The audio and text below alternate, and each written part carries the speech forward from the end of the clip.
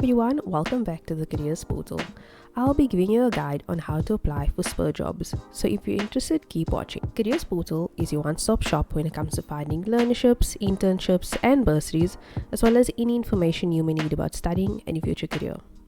Are you passionate about family, food and service with a smile? Then you might be made of just the right stuff to become a Spur employee. All Spur Steak Ranches are individually owned business entities, and any employment opportunities should be sought at your nearest Spur.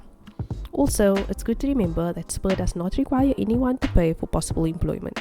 So when applying for Spur vacancies, make sure you aren't convinced by anyone that you need to pay them any money. Okay, let's get into how to apply for Spur job vacancies. Step 1 is to ask, is there a Spur near me and where is it?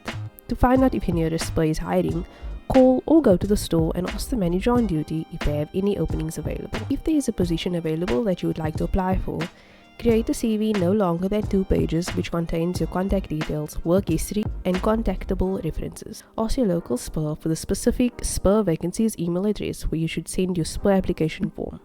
Then email your completed CV to the relevant Spur email address, or better yet, drop it off in person.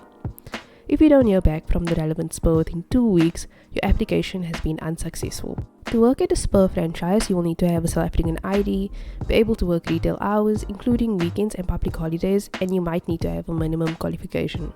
You can also head to the Spur Careers website online to look for any other Spur vacancies, and usually you can make a Spur job vacancy application online. Find tips on how to create a great CV and cover letter on our channel and also on our website www.careersportal.co.za.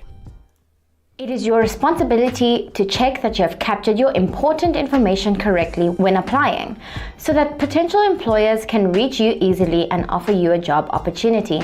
Take into account that some of this information that employers can ask for can include a cell phone number, email address, home address, your education history, your previous employment history, and, depending on the job, a portfolio of your previous work.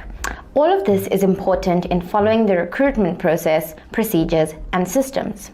Inconsistencies relating to an outdated phone number or email address or your previous employment history may steer employers away from hiring you and won't present a positive view of you as an employee. You should submit your latest CV with your most recent position and outline everything you can about your most recent role.